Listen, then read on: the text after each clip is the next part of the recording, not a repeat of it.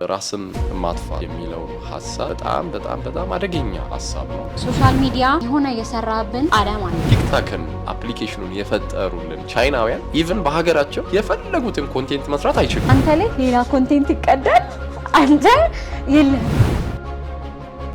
አልጠቅምም፣ እኔ ምን ኖርኩኝ፣ እኔ አኗኗሪ ነኝ የሚል አይነት ሰሞንኛ ንግግሮችን መውለድ ይጀምራል። ነገ ላይ ካንተ ጋር ሌላ ፕሮግራም የመስራት ብዙ ኢንትረስት አይኖርም። ዛሬ እኔ ኳይር ውስጥ አንድ ልጅ ድባቴ ውስጥ ሆኖ በጣም ጭንቀት ውስጥ ሆኖ ብቻውን መቀመጥ ፈልጎ እኔም ከሚስቁ ወዳጆቼ ጋር ብቻ እየሳኩኝ ያንን ልጅ ዲዛይን ታረጋዋል ትቼው ምናምን የራሴን ፕሮግራም ብቻ አድርጌ እወጣለሁ። ብቸኝነት እያልን እያነሳን ያለ ነው እሱን ሐሳብ ነው። ያለ መፈለግ ስሜት ውስጥ ሆኖ ትኩረት ያለ መሰጠት ስሜት፣ ትኩረት አለማግኘት ትልቁ ችግር። አለመፈለግ፣ ትኩረት አለማግኘት ራሱ የብቸኝነትን ስሜት ነው። ማህበራዊ ሚዲያ ላይ የምንመለከታቸው ሰዎች ሳሎናቸውን ያሳዩናል፣ ጓዳቸውን ያሳዩናል። እልፍኙ ውስጡን ለቀስ ለሚባለው ይሆንና ይሄ ነገር እኛ አእምሮ ጋር ሲመጣ ተቀባዩ ጋር ሲመጣ ከፍተኛ የሆነ ድባት ጭንቀት ውስጥ። ሰላም ጤና ይስጥልን ክቡራን ተመልካቾቻችን እንደምን ቆይታችኋል?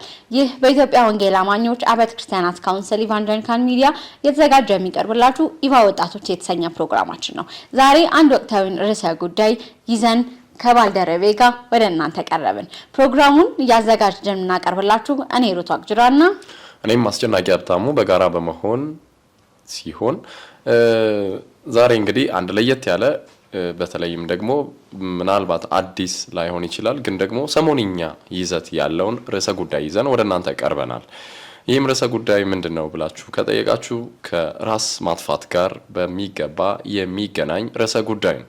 ታዲያ ይሄኛው ርዕሰ ጉዳይ ምናልባትም በሀገራችን በተለይም ደግሞ በወጣቶች ዘንድ አሁን ሰሞንኛ የሆነ ከመምጣቱም ባለፈ አንዳንድ ምልከታዎችን በዚህ ላይ ልናይ ስለወደድን ወደ እናንተ ይዘን ልንቀርብ ፈቅደናል። የፕሮግራሞችን ይዘት እንግዲህ ሩታይ በጣም በተለይ በመሰረታዊነት በአራት ነገሮች ላይ ብናጠነጥን መልካም ይሆናል ብለን ስላመንን አራቱ ነገሮች ላይ እናወራለን። የመጀመሪያው ራስን ማጥፋት ከመጽሐፍ ቅዱስ እይታ አንፃር ምን ይመስላል የሚለውን ሲሆን በመቀጠል ደግሞ መንስኤዎቹ ምንድናቸው፣ ምክንያቶቹ ምንድናቸው? ራስን ለማጥፋት ሰው ዝም ብሎ ከመሬት ተነስቶ ራሱን አያጠፋም፣ ራሱ ላይ በጣም አሰቃቂ እርምጃ አይወስድም። ስለዚህ ምንድናቸው ምክንያቶቹ፣ መንስኤዎቹ ምንድናቸው የሚለውን እናነሳለን። ከዚህም ጋር ተያይዞ እንደገና የስነ ልቦና ባለሙያዎችስ ምን አይነት ምልከታ አላቸው የሚለውን እናስቀምጣለን። በስተመጨረሻ ደግሞ እንደው ችግሮችን ብቻ ኤክስፖዝ አድርገን አንተው at the same time መፍትሄዎችንም እናስቀምጣለን። ምን ማድረግ ይገባናል፣ ምን አይነት መፍትሄዎች አሉ የሚለውንም ሐሳብ ጠቆም አድርገን እናልፋለን። እናንተም እስከ ፕሮግራማችን ፍጻሜ ድረስ አብራችሁን ቆዩ። መልካም። ስለ ራስ ማጥፋት ካሰብን መጀመሪያ ምንም ነገር መንስኤ አለው እና አስቀድመን መንስኤዎቹን ብናነሳ መልካም ነው። በጣም ጥሩ። ራስን ማጥፋት የሚለው ሐሳብ በጣም አደገኛ ሐሳብ ነው። እንደው ይሄ አንድ ስለ ራስ ማጥፋት ላይ የተጻፈ ጽሑፍ ምንድነው የሚለው? ለጊዜያዊ ችግሮች ግን ቋሚ መፍትሄ መስጠት በሚል በጣም አደገኛ ሁኔታ ይተረጉመዋል። ችግሮቹ ጊዜያዊ ናቸው። የከበቡን ነገር የሰማናቸው ነገሮች ለነዚህ እንደ ችግር ልናነሳ እንችላለን። ግን ደግሞ ራስን ማጥፋት በጣም ቋሚ የሚመስል ነገር ግን ዘላለማችን ሊያሳጣ የሚችል አደገኛ ተግባር ስለሆነ እንግዲህ የመጀመሪያ ምክንያት ነው ብለን የምናነሳው ማህበራዊ ሚዲያ ነው። 24/7 ስልካችን እጃችን ላይ ነው። ከነገና ደግሞ የተለያዩ ማቴሪያሎች አሉ። አሁን ላይ ያለ ብቻ ብዙ ነገር አለና በዋነኝነት ስፔሲፊክሊ ሶሻል ሚዲያን አስቀድመን በእናነሳ መልካም ነው ብዬ አስባለሁ። እና ሶሻል ሚዲያ የሆነ የሰራብን የሆነ ዓለም አለ። ላይክ ይሄ አሁን ላይ ከምንኖርበት ዓለም የተለየ የሆነ የሰራነው የራሳችን የሆነ ዓለም ሰርተን እንድንኖር ያደርገናል። እና ሴሌብሪቲዎች የተለያዩ ሚዲያዎች ቲክቶከር አሁን ኢቨን ህፃናት ራሱ የሚኖሩት ኑሮ ምናምን ስታይ ከዛን ይሄ ኮምፒቲሽን ውስጥ መግባት ነው በዋነኝነት ብዬ አስባለሁ ፐርሰናሊ። እና ምንድነው እሱ አሁን ለምሳሌ እኔ 20ዎቹ እድሜ ውስጥ ነኝ ያለሁት ስለዚህ አንተም ከዛዘልን ቢያሳላ እና ብዙ ጊዜ ችግር የሚፈጠረው ሰው ሀያዎች ውስጥ ያለ ሰው ሀያዎች ውስጥ ያለውን ሰው ያያል የሚገርም ከፍሎ ነው የሚያው አይደል ኢንተርኔት ገዝተን ነው እናየው ምናምን እና ከፍሎ የዛን ሰው ህይወት አይቶ ከፍሎ ራሱ ላይ ዲፕሬሽን ያመጣል ከፍሎ ራሱን ጭንቀት ውስጥ ይከታል ከፍሎ ራሱን ፉክክር ውስጥ ይከታልና ሶሻል ሚዲያ መጠቀም ልክ አይደለም ብሎ ከሚያስቡ ወገን አይደለሁኝም ማህበራዊ ሚዲያ በደንብ መጠቀም አለብን ብዬ አምናለሁ እኔ መጠቀማለሁ ተጠቀሙ እንጠቀም ለማለት ወዳለው ግን ያው ሲጠቀሙ ስለሆነኛንም የሚያገኙንና ነገር ግን ምን ተጠቀመውን ነገር ማወቅ መቻል አለበት ሶሻል ሚዲያ ላይክ እንደ ቡፌ ነው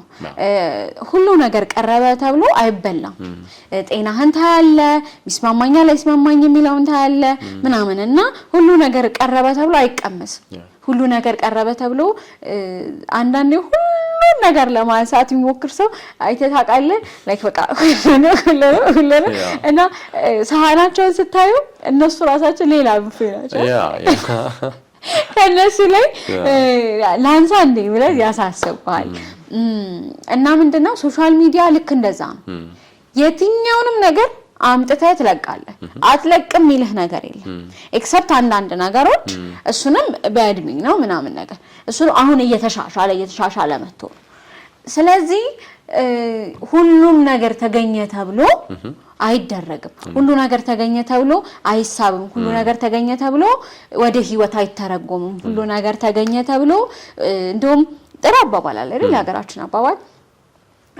ሁለት እግር አለኝ ተብሎ ሁለት ዛፍ ላይ ወጣም ይባላልና ሁሉ አማረሽን ገበያ አታውጣት ይባላልና መጀመሪያ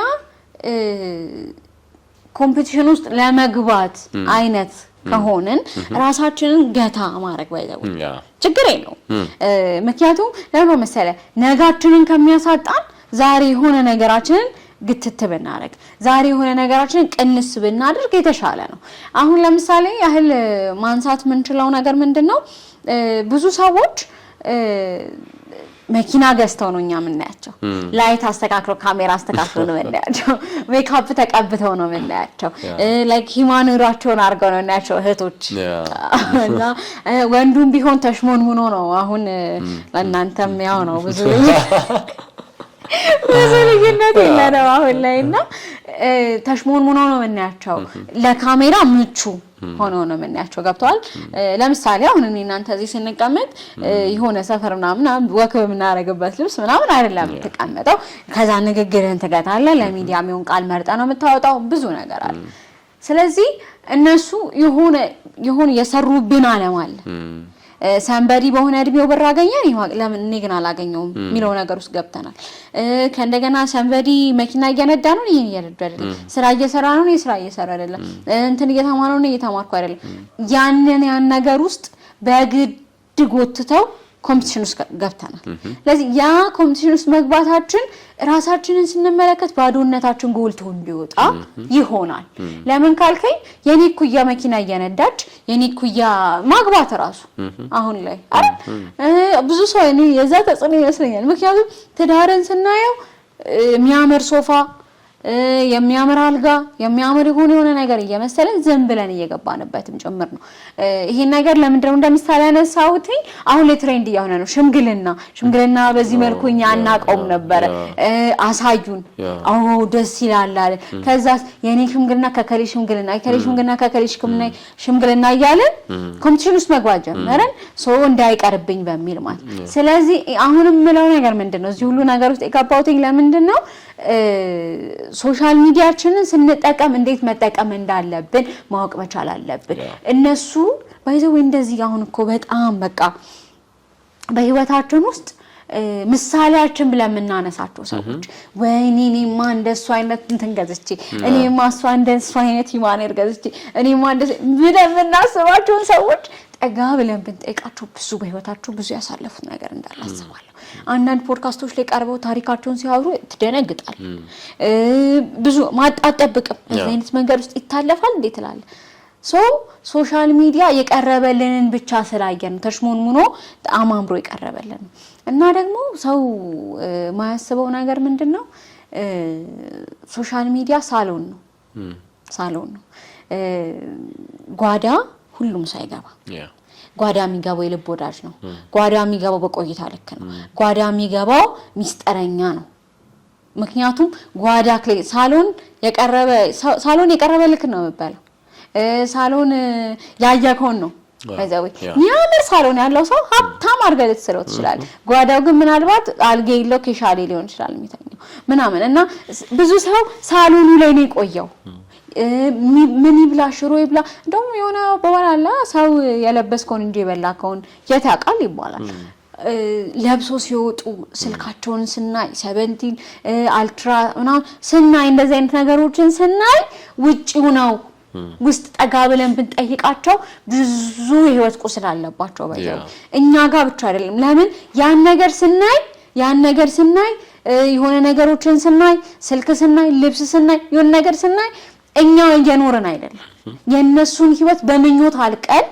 ያ ነገር ደግሞ ውስጥ ይከታል እኔ እኮ የለኝም እኔ እኮ አልችልም እኔ እኮ ስለማል እኔ ቤተሰብ ስለሌለኝ ነው የኔ ቤተሰቦች እንደዚህ ስለሆኑ ነው እንደዚህ ስላላደረጉልኝ ጥረት አይኖርህም ነገ የሚባለው ነገር አታስብም ነገ ግን አስቀድሞ እንዲቀማ ትፈቅድለታለህ ማለት ነው ሰው ደግሞ ያዛ አይነት ውስጥ ነገር ውስጥ ከገባ why not ራሱን ላለማጥፋት ዲፕሬሽን ውስጥ ይገባል ለዚህ ዲፕሬሽን ደግሞ ፋይናል ጎሉ ያ ነው ራስክ ላይ እንድትወስን ያደርጋል ለምን ተጠቅማለሁ እንደማጠቅም ልክ እንዳልሆንክ ሰው ጋር ቦታ እንደሌለ ምክንያቱም ሰው ጋር ቦታ ሲኖራቸው ታያለ በሰው ተከበው ታያለ አንዳንድ ሰው አለ በሰው ተከበው ብቸኝነት የሚሰማው ሰው ባይዘው እንደዚህ አይነት ስሜት እኔ ተሰምቶኝ ያውቃል አላቅም አንተ ሰምቶኝ እና አንዳንዴ ሰው ብዙ ሰዎች ተከቦ ሲያይ የሆነ ነገር ሲያይ እኔ ግን ራሱን ይመለከታል ዞር ሲል ማንንም የለም ይላል ስለዚህ ጓዳቸውን ስላላሳዩን ነው ልል ፈልጋለሁ ምክንያቱም በዚህ አጋጣሚ ማለት የምፈልገው ነገር ቢኖር እንደው አንዳንዴ እንደው ያለፋችሁበትን ነገር ብታጫውቱን እንደው ሳሎኑን ብቻ ባታሳዩ እንደው ጓዳውን ጭልቅ ይሁን ምክንያቱም በሚኞት ዓለም ተንሳፈን ያለን መሬት አልያዝንም እና ምክንያቱም እነሱ ምናልባት ለፍተው ሊሆን ይችላል ባይዘው ትናንትና ሲመጡ እኔ አንድ ቲክቶከሮች አሉ ሁለት ቲክቶከሮች አሁን ላይ የሚገራርም መኪና ነው የሚሰሩት ፕሮሞሽን ምናምን ታውይ እና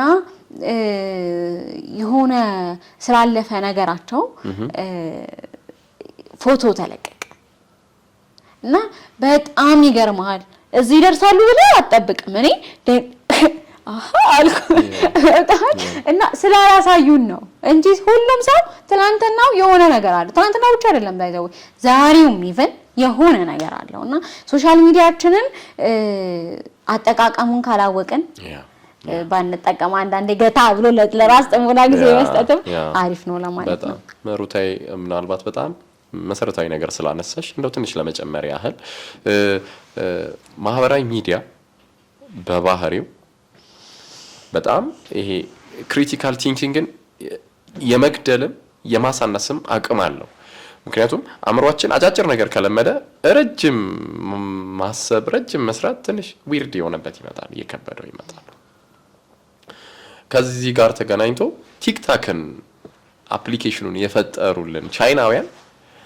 ኢቭን በሀገራቸው የፈለጉትን ኮንቴንት መስራት አይችሉም እንደ መንግስት ገደብ ያስቀምጣል ለምሳሌ የሚያበጀው ገደብ ለማህበረሰቡ ጥቅም እንዲውል ኢኖቬሽን እንዲያበረታታ ቴክኖሎጂን በደንብ አድርጎ እንዲያስተዋውቅላቸው በጎ ተጽዕኖ ያለባቸው ነገሮችን ነው የሚያሳዩ እኛ ጋር ግን አሰሱንም ገሰሱንም ነው ስለዚህ ማህበራዊ ሚዲያ ላይ የምንመለከታቸው ሰዎች ቅድም እንዳልሽው ሳሎናቸውን ያሳዩናል ጓዳቸውን ያሳዩናል እልፍኙ እንግዲህ ውስጡን ለቀስ ለሚባለው ይሆንና ይሄ ነገር እኛ አእምሮ ጋር ስንመጣ ተቀባዩ ጋር ሲመጣ ምንድነው የሚፈጥረው ከፍተኛ የሆነ ድባቴ ጭንቀት ውስጥ ይሄ ጭንቀት እየዋለ እያደረ ሲሄድ ምናልባትም አልጠቅምም ወደሚል አይነት እኔ ምን ኖርኩኝ እኔ አኗኗሪ ነኝ የሚል አይነት ሰሞንኛ ንግግሮችን መውለድ ይጀምራል ንግግር ቀንን የመያዝ እንዲሁም ደግሞ አእምሮን ሙሉ ለሙሉ በቁጥጥር ስር የማረክ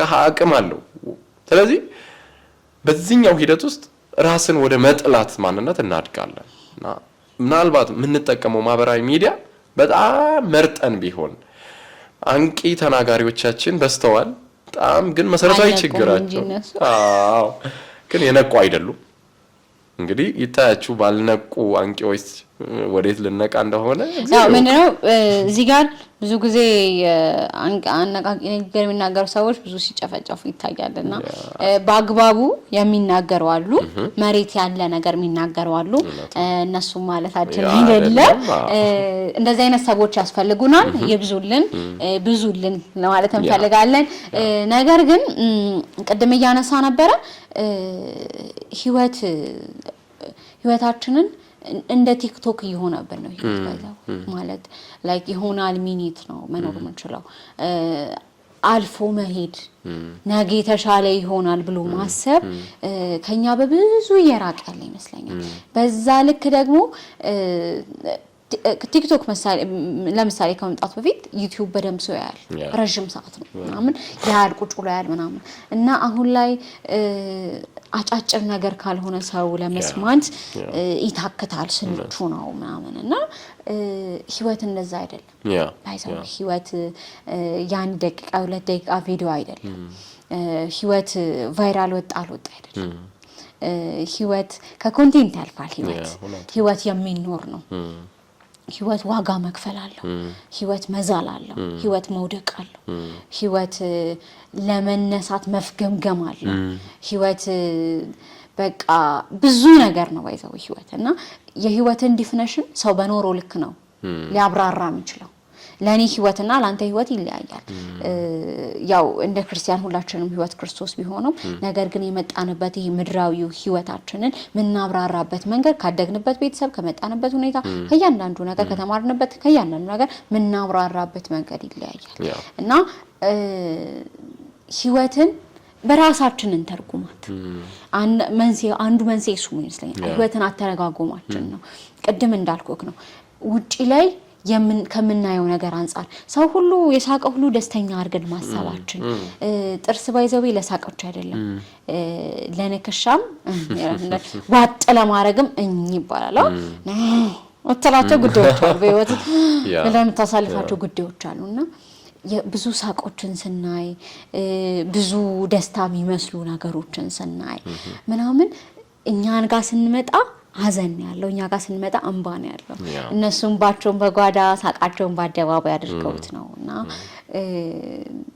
የመለው ነገር ቢኖር በዚሁ አጋጣሚ ድሉን ካገኘሁኝ ዘንዳ እግዚአብሔር እንደ ሰው አይደለም ሰው ነው ጀጅ የሚያረጋን ሰው ነው ብዙ ነገራችን የሚያው ሰው ነው እንዳልኩክ ነው እኛ ውጫቸውን አይተን አይደል እንደነሱ ለመሆን የተመኘ ነው የሆነ ነገራቸውን አይተን እንደነሱ ለመሆን የተመኘ ነው እግዚአብሔር እኛን ሲያቀን ውጪ ላይ በመናሳየው ነገር አይደለም የልባችንን የውስጣችንን የሚያቅ የሚሰማ የሚረዳ የሚገባው አምላክ ነው እግዚአብሔርና ሳሎኑን ብቻ አይታችሁ አትሸወዱ በዚህ እንደውም አንድ ሁሉ ጊዜ የሚገርመኝ ነገር አለ አይታል አንዳንድ ቤቶች ውጭ በራቸው በጣም ነው የሚያምረው ለነሳ ነበር አይገርምም እና ውጭ በራቸው በጣም ነው የሚያምረው ግንባቸውን ተወኝ ምናምንና ከዛስ ከፍተ ስገባ ነው አይዲያ ሪሊ እንደዚህ ነው ምናምን ገብቷል ኤክስፔክት እንድናደርግ ያደረገን ነገር ስላለ ነው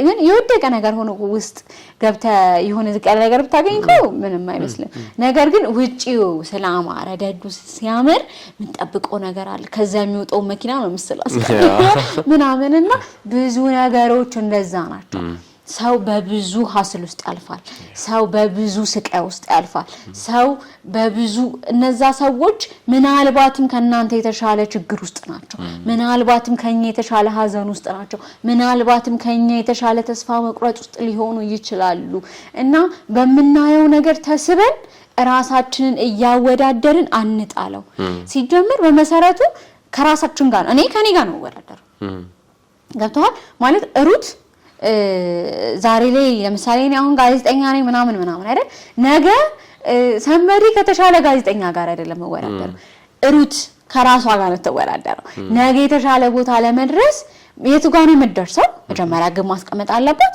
ከዛ በኋላ እዛ ጋር ስለመድረስ ምን ማድረግ አለባት? ምን እያደረገች ነው? እየተኛች ነው? ምን እያደረገች ነው? ሚላውን ነገር ከራሴ ጋር ነው የምፎካከረው።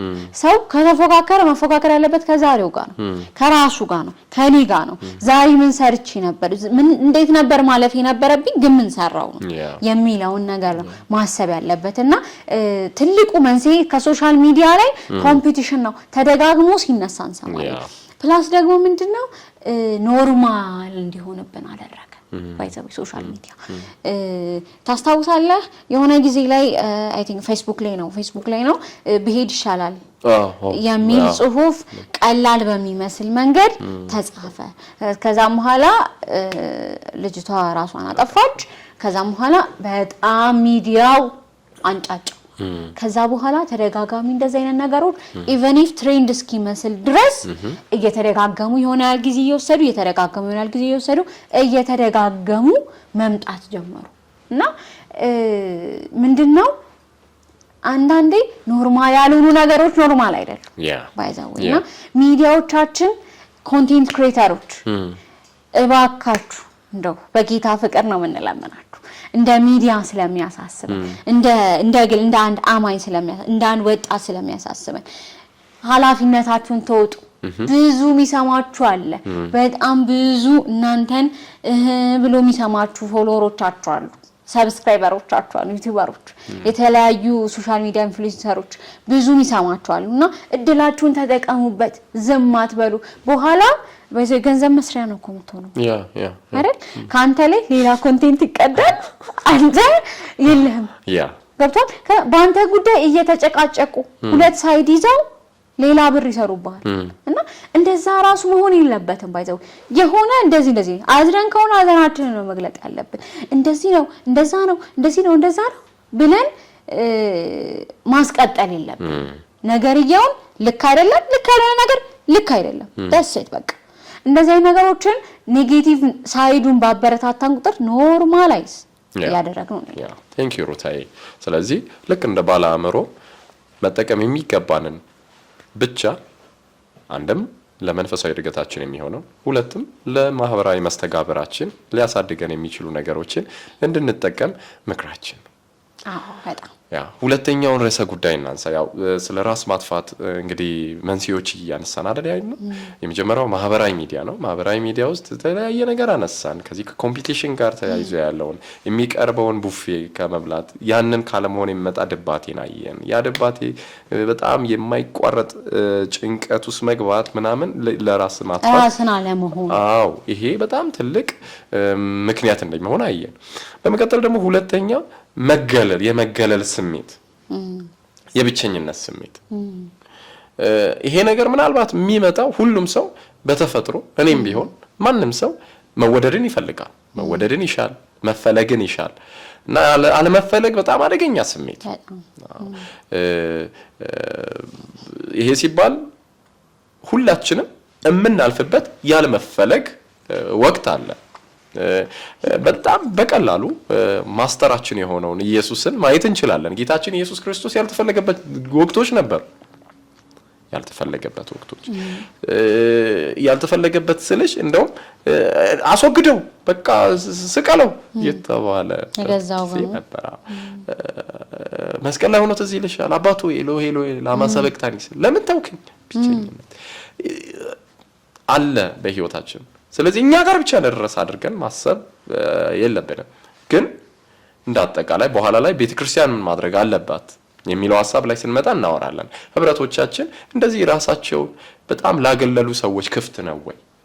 ዛሬ እኔ ኳይር ውስጥ ስመጣ ምናልባት አንድ ልጅ ድባቴ ውስጥ ሆኖ በጣም ጭንቀት ውስጥ ሆኖ ብቻውን መቀመጥ ፈልጎ እኔም ከሚስቁ ወዳጆቼ ጋር ብቻ እየሳኩኝ ያንን ልጅ ዲዛይን ታረጋዋለሁ ወይ?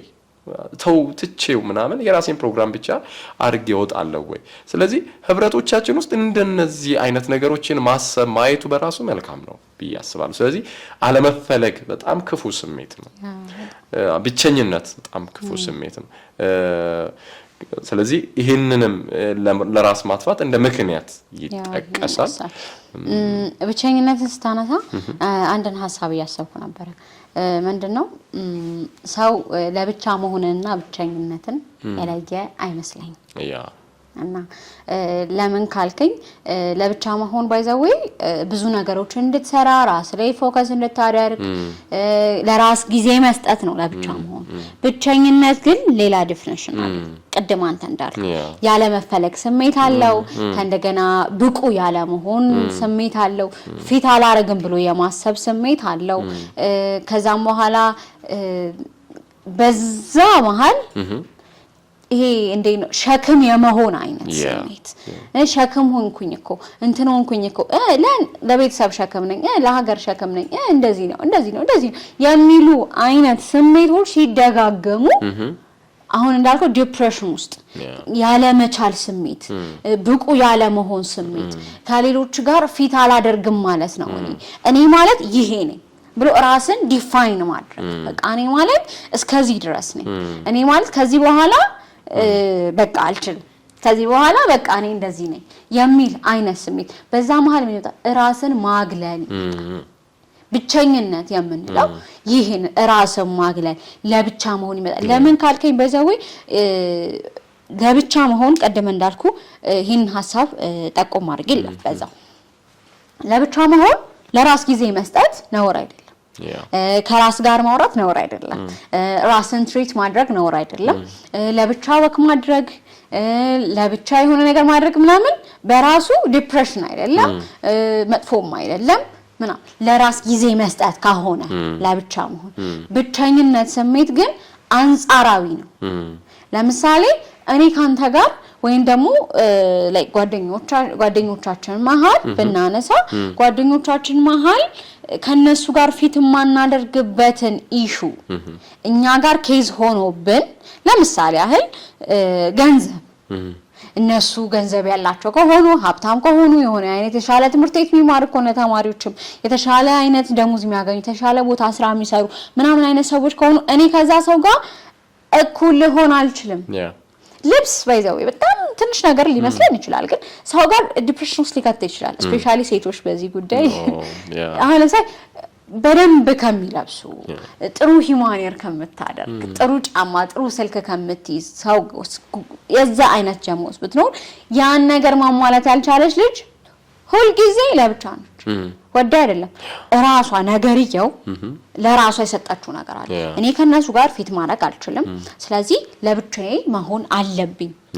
ብላ የወሰነችው ውሳኔ ብቸኝነት እንለዋለን እሱ ነው ብቸኝነት እያለ እያነሳ ክሪል ለማድረግ ያህልና ብቸኝነት እያልን እያነሳን ያለነው እሱን ሐሳብ ነው ያለ መፈለግ ስሜት ውስጥ ሆኖ ትኩረት ያለ መሰጠት ስሜት ትኩረት አለ ማግኘት ትልቁ ችግር ነው አለ መፈለግ ትኩረት አለ ማግኘት ራሱ የብቸኝነትን ስሜት ያመጣል ምክንያቱም ባይ ኔቸር የትኛውም ሰው ትኩረት ይፈልጋል ለምሳሌ እኔ እያወራሁ ነው አይደለም ትኩረት ሰጥተህ ማታዳምጠኝ ከሆነ የማውራት አፕቲት አይኖርኝም እውነትም ገብቶሃል ከዛስ ነገ ላይ ካንተ ጋር ሌላ ፕሮግራም የመስራት ብዙ ኢንትረስት አይኖርኝም ለምን እየሰማኸኝ አይደለም ፎከስ ያደረክ አይደለም ትኩረት እየሰጠኸኝ አይደለም እና ሁሉ ጊዜ ትኩረት የመፈለግ ስሜትም ነው ትኩረት ያለ ማግኘት አንዳንዴ ሰዎችን ዝም ብዬ ቼክ ታረግ ነበርና ሰው ለምን ብቸኝነት ስሜት ይሰማዋል ለምን እንደዚህ አይነት ነገር ውስጥ ይገባል ዲፕሬሽን ውስጥ ይገባል የሚለውን ነገርና ዝም ብዬ ቼክ ሳደርግ አንድ ነገር ተረዳሁ ሰው ኖርኩም አልኖርኩም ምንም አልጠቅምም አልጎዳም የሚል አይነት ስሜት ውስጥ ሲያዩ ነው ባይዘው በጣም እና ለምሳሌ የሆነ ጃማው ተሰብስቦ ምናምን ነገር የወጣቶች ፕሮግራም ስለሆነ ነው እና የሆነ ጃማ ተሰብስቦ ምናምን ጓደኞች ተሰብስበው እንትን ብለው ምናምን ከዛስ ያ ሰው ቀረ አልቀረ ምንም ማተር ያደርግ ካለ አለኮ ሲኖር አለ ከሌለ የለም ለዚህ እንደዛ ከሆነ ያኔ ያለመኖሪ እንደ ጉድለት ካልታየ ምን ሰራለው የሚል ስሜት ውስጥ ይገባሉ ሶ ያ ነገር ምንን ይወልዳል ያ ነገር እኔ አልፈለግም እኔ እንትን የለኝ ስለዚህ ለብቻዬ መሆን መርጣለሁ ለብቻዬ መሆን ይሻላል እነዛ ደግሞ የሚሆኑ ሰዎች ብዙ ጊዜ ሰው ለመቅረብም ምቹ አይደሉም ባይዘው እኮ አንዳንዴ ሰው ላይ ብቻ እኮ አትፈርድም ገብቷል ለምሳሌ ነው እንዳወራ የሚመች አይነት ኢንቫይሮንመንት ካልፈጠርክልኝ ምቹ አይነት ፊት ካላሳየኸኝ እንዴት አወራሃለሁ ላወራ አልችልም በፈልግም ነው መልክ ስለዚህ አንዱ መንስኤ እኚህ ናቸው ስለዚህ በዛው መንስኤዎቹን ስናነሳ በዚሁ አጋጣሚ ለተመልካቾችም ግልጽ ማድረግ የምንፈልገው ነገር ቢኖር ጀጅ ከማድረግ አንፃር አይደለም እኛም እየኖርንበት ካለ ነው ከእንደገና ደግሞ በዚች ባሳለፍናት ተመጣናት መንገድ ትንሽ የተረዳናትን ካነበብናት ለእናንተ የሚጠቅማል ለወጣቶች ያንጻል ይጠቅማል ብለን ካሰብነው ነው ሼር ያደረግናቸው ያለ ነው በጣም አሪፍ ሩታዬ በጣም አሪፍ ፍሬያማ የሆነ ነገር ያወራ እንዳለ ይሰማኛል ስለዚህ ምክንያቶቹ እነዚህ ናቸው ካልን እንደው አብዛኛው አሁን የስነ ልቦና ጉዳዮችን እናንሳና ወደ ቤተክርስቲያን ከዛ መጽሐፍ ቅዱሳዊ ነገሮችን ከዛ ከመፍትሄ ሐሳብ ጋር አንስተን እንጨርሳለን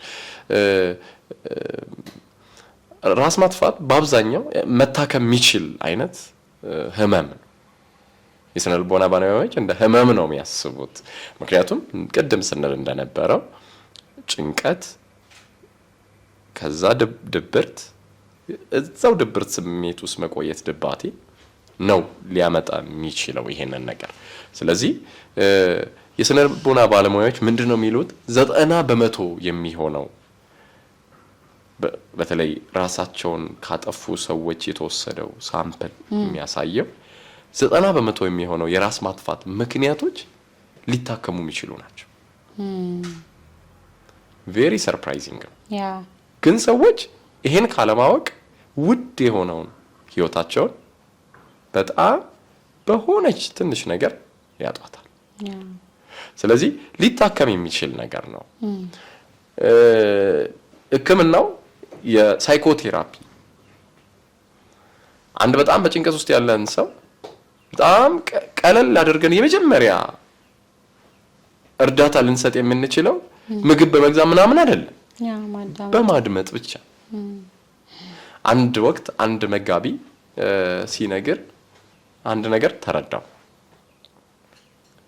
ካገለገልኳቸው አገልግሎቶች በጣም ደስ የሚለኝ ካውንስሊንግ ነው አለ እንዴት ምክንያቱም ካውንስሊንግ ላይ አብዛኛውን ጊዜ እኔ ካውንስል ላረግ ሰዎችን ከቀጠርኩ በኋላ ሰዎቹ ይመጡና ሁሉን ነገር ይነግሩኛል ችግራቸውን ይነግሩኛል ከዛው አረፍኩ ብለው ይሄዳሉ አንድም ሳላወራ ሰዎች የሚሰማው ሰው ብቻ ስላገኙ ተፈውሰው ይሄዳሉ ስለዚህ ውድ የሆነውን ህይወታችንን በጣም ዲስሪስፔክት በመደረግ ዲስአፖይንት በመደረግ ባለመፈለግ በገለልተኛ በመሆን ስሜት ውስጥ ሆነን እንዳናጣው ስነ ልቦና ባለሙያዎች ራሱ መታከም ይችላል ይላል ምናልባት ከዚህ ጋር አያይዘን ከዚህ በተጨማሪ ወደ እንደ ክርስቲያን ደግሞ ወደ መጽሐፍ ቅዱስ ሐሳብ ብንሄድ ሩታዬ ምን ይመስልሻል መልካም ደስ ይለኛል ባለሙያዎች ባይዛው ይሄንን ክስተት እንደ ድንገተኛ አደጋ ኢመርጀንሲ ነው የሚያዩትና ብዙ ብዙ አንዳንዴ ምን ነው መሰለ ቀደም መንስኤው ላይ በጣም እንድንቆይ የሆነበት ምክንያት በሽታውን ያልተናገረ መድኃኒት አይገኝለትም ይባላልና አንዳንድ ሰዎች ጥናትም እንደሚያሳየው እዛ ውስጥ እንዳሉ አያውቁትም እዛ አይነት ስሜት ውስጥ መንገዱ ወደዛ ነው ነገር ግን ወደዛ እየሄዱ እንዳሉ አያውቁትም ብቁ ነኝ ብለው ነው የሚያስቡት እችላለሁ ብለው ነው የሚያስቡት በጣም በቃ ምናምን ግን ለብቻቸው ሲሆኑ የሚሆኑት ነገር የሚያሳዩአቸው ምልክቶች እነዛ ነገሮች ወደዛ የሚያመሩ ያሉ ምልክቶች ናቸው ቀደም ስናወራቸው የነበሩ ስሞቶች በዚህ ኮምፒቲሽን ውስጥ ከገባን ራሳችንን ቆም ብለን ካላየን የብቸኝነት ስሜት ሲሰማን ለብቸኝነት ብቸኛ መሆን ካበዛን ከእንደገና ደግሞ የተለያዩ ነገሮች ውስጥ የሚገርም ነገር ቅጽበታዊ ለውጥ እንኳን ለዚህ አንድ ማሳያ ነው ይላሉ ባለሙያዎች እንዴት ካልከኝ ኖርማል ለምሳሌ በጣም ጭንቀት ውስጥ ያለን ሰው በጣም በዛ መንገድ የምናውቃቸውን አይነት ሰዎች ድንገት ከተለወጡ ፍሩ ይላሉ ባለሙያዎች እና ለምን ካላችሁ ድንገት ኖርማል መሆን ስለማይቻል ካሉበት ከነበሩበት ነገር ድንገት ተነስተው ጥሩ ሰው መሆን ከሞከሩ ድንገት ተነስተው ምንም እንዳልተፈጠረ አክት ማድረግ ከጀመሩ ፍሩ ምክንያቱም ፋይናል ዲሲዥን ላይ ደርሰዋል በቃ ይሄ ነው ስለዚህ ይሄን አደርጋለሁ ብለው ወስነው ሊሆን ይችላል ይላል ጥናቶች እንደሚያሳዩት ባለሙያዎች እንደሚናገሩትና እኛ ይሄን መንሲዎች ብለን ስናነሳ ለማበረታታት ሳይሆን ነገር ግን እዚህ አይነት ነገር ውስጥ ያለን ሰዎች ወደ ሐኪም ቤት መሄድ ወደ ማማከር የሚያማክሩ ሰዎች መሄድ ወደ ቤተክርስቲያን መሄድ ከእንደገና ደግሞ እንደዚህ አይነት ነገሮች ውስጥ ዋነኝነት ያስገባን የሚችለው ብዬ ማስበው ቀድም እንዳልከው ወደ ቤተክርስቲያን ስናመጣው ወደ መንፈሳዊ ነገር ስናዞረው ምንድነው ዋጋችንን አለመረዳት ነው የሰው ልጅ ዋጋው ካልገባው ማንነቱ ካልገባው ባይዛዌ እግዚአብሔር በጣም ይገርመኛል እኔ ዘፍጥረትን ስናጠና ምናገኘው እሱ ነው ለሰው ልጅ ምን ያህል እግዚአብሔር ሪስፔክት እንዳለው ታያለ ሰማይ ብሎ በጣም ዛሬ ላይ ኢማጂን እንግዲህ ሰው ልጅ እሱን ለማግኘት ነው እየተጣጣረ ያለው በጣም አደጉ ብለን ምናወራላችሁ ሀገሮች ያችን ለማወቅ ቅጣቷን ነገር እንግዲህ ለማወቅ ነው እንደዚህ የተጣጣሩ እየታገሉ ያሉትና ነገር ግን ያን ሁሉ ነገር በቃሉ ሰርቶ ምድርን በቃሉ አጽንቶ ናብሎ ሁሉ ነገር ከያለበት ጠርቶ የሌለውን ነገር ናብሎ አኖሮት የሰው ልጅ ግን በእጁ እንዳበጃጀው መጽሐፍ ቅዱስ ይነግራል እና ያን ብቻ ደግሞ አይደለም መጽሐፍ ቅዱስን ስናጠና ምን እናገኛለን ሁሉን ነገር ለሱ ምቹ እንዲሆን ካዘጋጀ በኋላ የሰው ልጅ እንደፈጠረው መጽሐፍ ቅዱስ ይነግራል እና እግዚአብሔር ለሰው ልጅ ምን ያህል ቫልዩ እንዳለው ምናየበት ነው ከእንደገና ደግሞ አንድያ ልጁ ፈጠረው ከዛም ፈጠረው ለሱ ምቹ አልሆናለሁ ከመንገዱ እየወጣን አስቸገረ አልሰማለው ምናምን ስለዚህ ከኤደን ገነት ወጣ ቃሉን ስላላከበረ እግዚአብሔርን ቃል ስላላከበረ ከኤደን ገነት ወጣ ከዛም በኋላ እኛና አብ መታረቅ ስላለብን መካከለኛ ያስፈልግ ስለነበር መለኮት ሰው ሆኖ መጣ ለዛውም በክብር አይደለም በሰውኛ ስናስበው ውርደት ብለን በመጣራ በመንችለው ውስጥ በበረት ውስጥ ብዙ ነገር በሆነበት ውስጥ ተወለደ ከዛ መጣ ምድር ላይ የሚያሳልፈው 3 አመት ያገለገለበትንም 3 አመት ተኩል ስታዩ የድሎት አልነበረ ከእንደገና ደግሞ እዛ እድሜ ላይ እስኪደርስ ድረስ የነበረበትን መንገድ ስታዩ ምቾት አልነበረ በብዙ መጋፋት በብዙ ነገር ውስጥ ሆኖ ለኛ ሲል ቅድም እያልክ ነበርና ያን ሁሉ ስቃይ መከራ ምናምን የተላለፈበት ያን ሁሉ ነገር ውስጥ ተላልፎ የተሰጠበት እግዚአብሔር ስለምን ታውከኝ ብሎ አባቱን እስኪጠራ ድረስ መራራን ጽዋ የጠጣበት ይህ ህይወት ውድ ነው ይህ ማንነት ውድ ነው አንዳንዴ ዋጋራ አለማወቅ ባይዘው እንዴት አርኬ ላስረዳ ጫማ ዝም ብለን ከመንገድ ላይ የገዛከው ጫማና በብዙ ሺዎች የገዛከውን ጫማ እኩል ቦታ አትሰጠው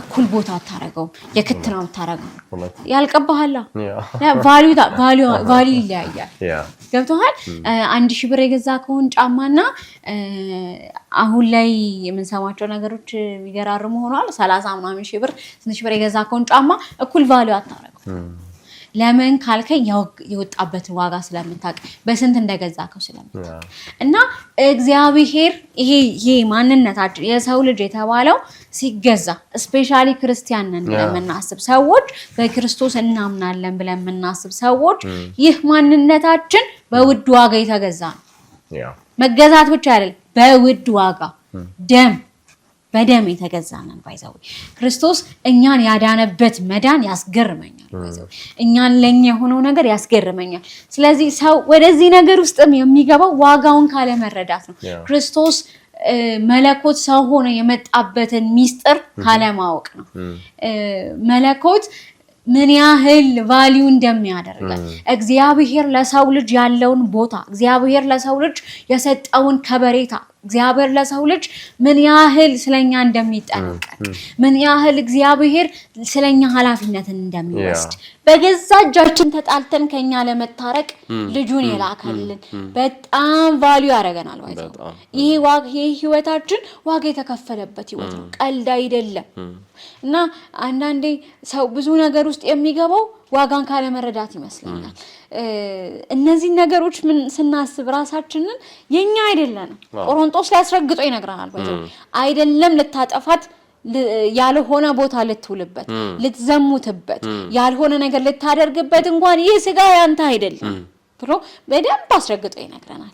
እና በዋጋ ተገዝታችኋል እና ራሳችሁ አይደላችሁም። ስለዚህ ይህ ማንነታችሁ ይህ ስጋችሁ የእናንተ አይደለም። ገብቶሃል? አደራ ነው። አደራ ነው። ያንተ የሆነ ምናምን ብትልበት አይደለም። አሁን ለምሳሌ ይህንን ውሃ በአደራ ከሰጠሁክ አደራ ነው። ከፈለኩ እኔ ካንተ ተቀብዬ ልድፋው ልጠጣው ምን ልበለው ያንተ ፕሮግራም አይደለም፣ የኔ ፕሮግራም ነው፣ የኔ ጉዳይ ነው፣ አይመለከተም። ግን ውሰድ ብዬ ከሰጠውክ ነው። ከፈለክ ትደፋዋለህ፣ ከፈለክ ትጠጣዋለህ፣ ከፈለክ ቢያቃጥልህ ቢሞቅ ምን ቢል ምን አያገባህም። ምንም ማድረግ አትችልም፣ አቅም የለህም። ያንተ ስላልሆነ አደራ ስለሆነ ህይወታችን አደራ ነው የተሰጠን፣ የኛ አይደለም። እና ይሄ ነገር መጽሐፍ ቅዱስ አስረግጦ ይነግረናል። እና ከመንፈሳዊ ነገር አንፃር ምንድነው ባለቤት አለን። እቺ ነፍሳችን ባለቤት አላት። በራሳችን አላመጣናትም። አሁን ልፈጠር ብለን አልተፈጠርንም። አሁን ሊድ ብለን ደግሞ መሄድ አንችልም። ስለዚህ መጽሐፍ ቅዱስ በዚህ ዙሪያ ላይ በግልጽ ኃጢአት ነው የሚል ነገር ባያስቀምጥም ራስን ማጥፋት ኃጢአት ነው የሚል ግልጽ የሆነ ነገር ባይኖርም ነገር ግን በብዙ መጽሐፍ ቅዱስ ክፍሎች ላይ አንተም እንደምታነሳስባለው በግልጽ ይነግረናል። ከዛም በኋላ የኛ እንዳልሆነ አሁን አልኩህ አይደል? የኛ አይደለም። ስለዚህ አደራችንን እንጠብቅ፣ እንደ ባለቤት አያርገን። በጣም ጥሩ ሮቲ፣ በጣም ጥሩ ሀሳቦችን እያነሳሽ ነው። ቴንክ ዩ። ያው ከመጽሐፍ ቅዱሳዊ እንትን አንፃር ከፍጥረት መጀመሪያ ዘፍጥረት ማንሳት ለዚህ በቂ ምክንያቱም ቀደም ነካክተሽዋል። ንፋስ ሲሰመስት ያህል ብቻ ነው።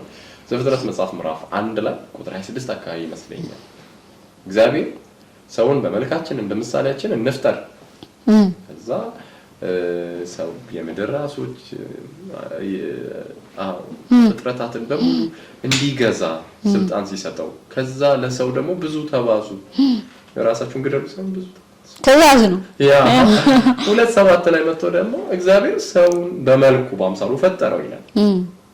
ይኸው ስጦታ ነው እንዳልሽው፣ ስጦታው ከአደራም ጋር ያ። ስለዚህ ፈልገህ ያልመጣኸው ዓለም ላይ ፈልገን እጅ አውጥተን እኔ መጣ ባላልነው ዓለም ላይ አይበቃኝ ብሎ መሄዱ ትንሽ ከፈጣሪ ጋር የሚያታግል የሚያገጫጭ ነገር አለ።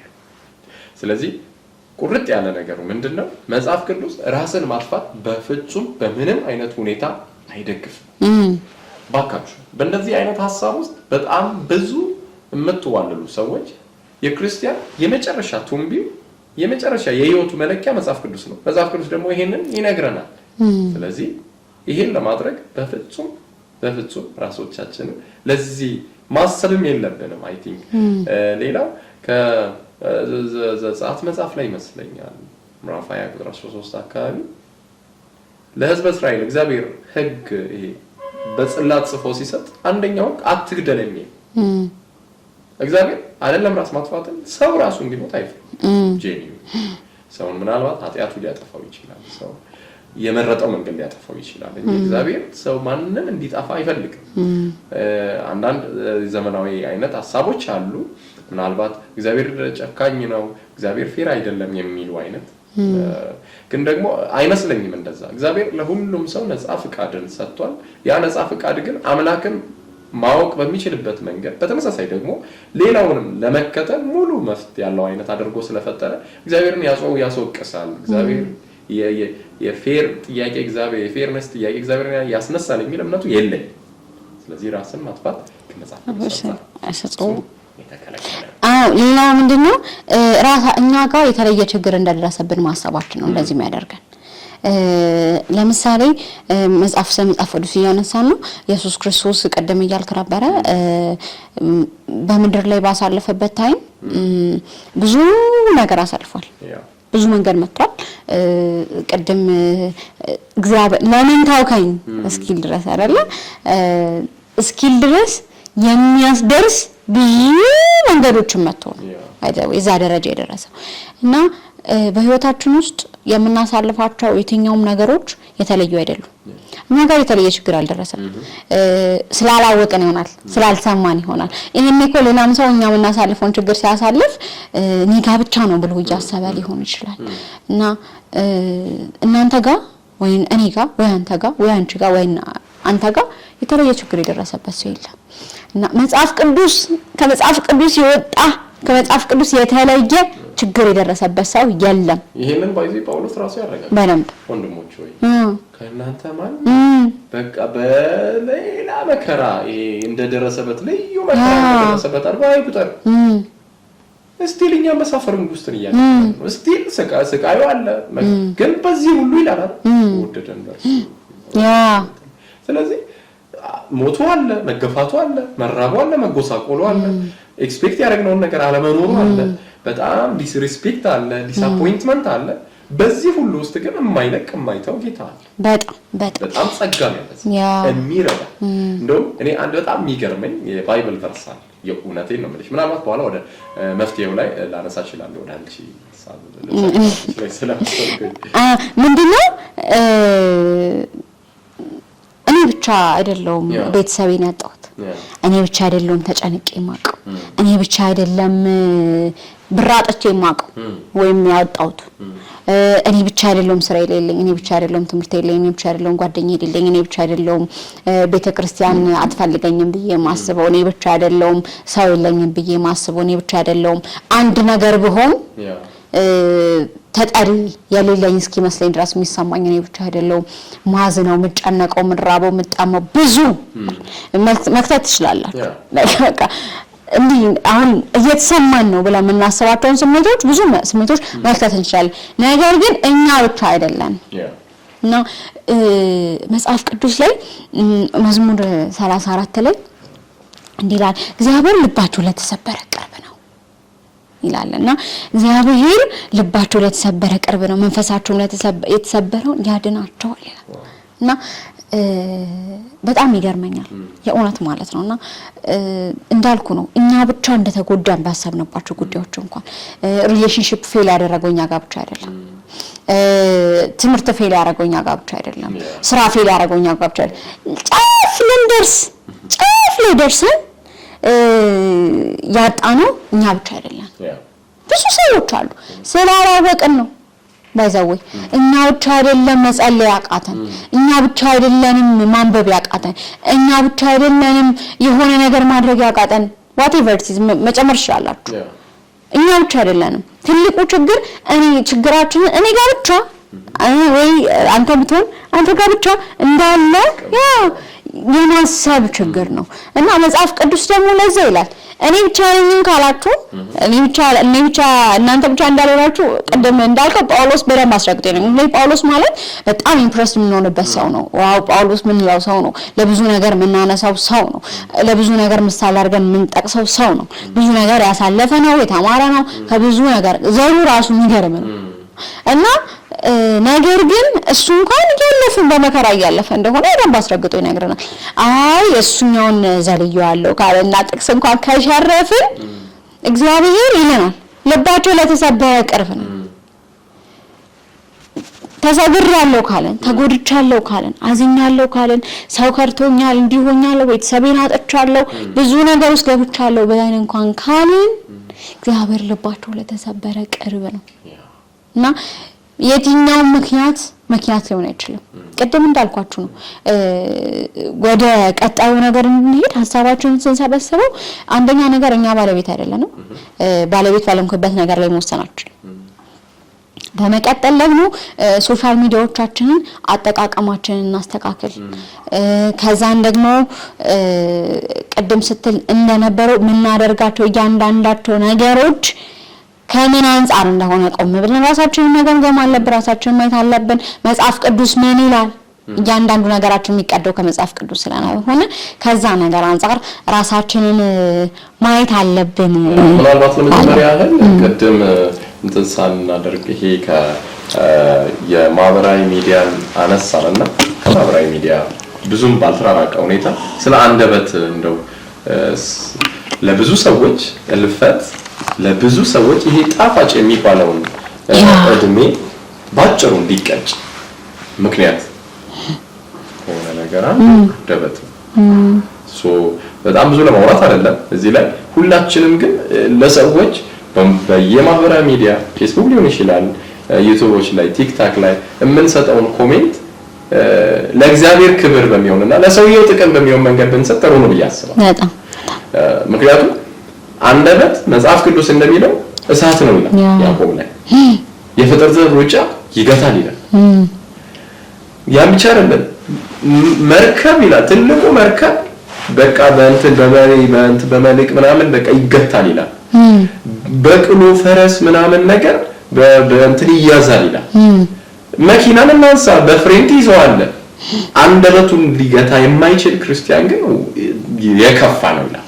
የከፋ ለምናወራው ነገር ዳዊት ከቃል የተነሳ ትጸድቃለህ፣ ከቃል የተነሳ ትኮነናለህ። አንደበት ሰባሪ ነው። አንደበት የሚያነሳ የሚሸልም የሚያሽሞነሙ በተቃራኒ ደግሞ የሚገድል። ከዚህ ጋር ያይዘን ሰሞኑን ማህበራዊ ሚዲያ ላይ አንዳንድ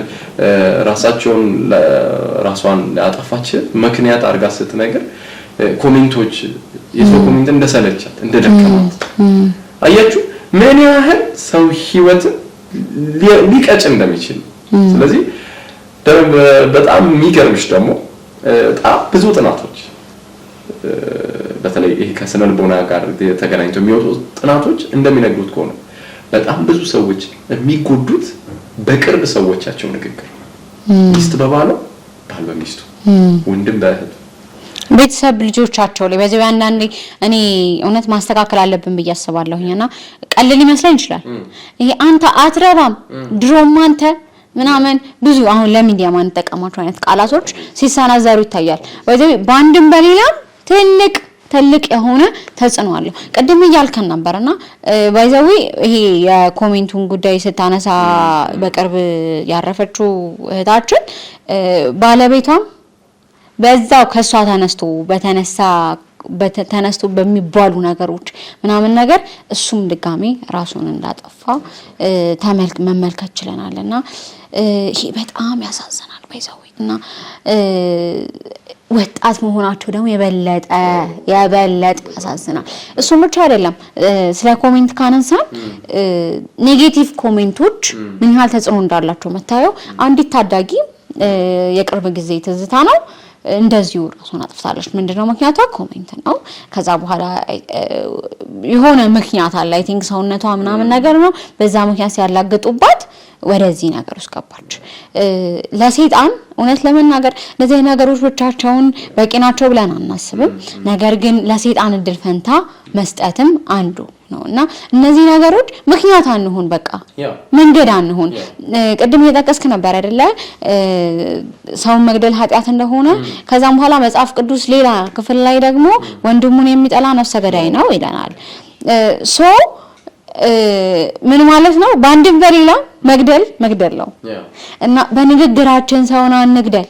ኮሜንታተሮች እባካችሁ እና የገበያው ደርቷል እዚህ ላይ በጣም እና ቀልድ አይደለም፣ የሰው ህይወት ነው።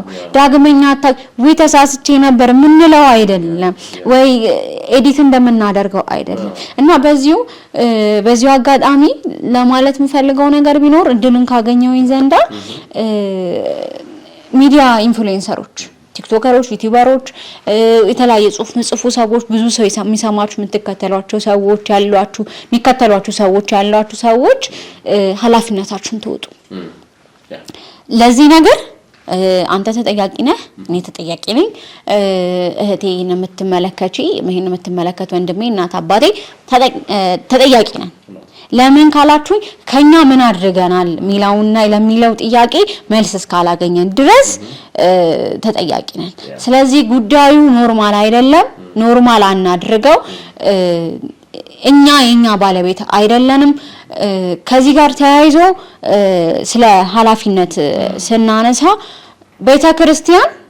ቤተክርስቲያን የራሷን የሆነ ኃላፊነት መወጣት መቻል አለባት ቤተክርስቲያን ሰዎች መተው ሲያወራቸው ክፍት መሆን አለባት ጀጅ ማድረግ የለባትም ቤተክርስቲያን መሪዎች ጀጅ ማድረግ የለባቸውም ሰሞኑን መጽሐፍ ቅዱስ ያጣናሁኝ አንድ ክፍል በጣም እየገረመኝ ነበር ስለ እረኝነት ያሰብኩ ነበር በጣምና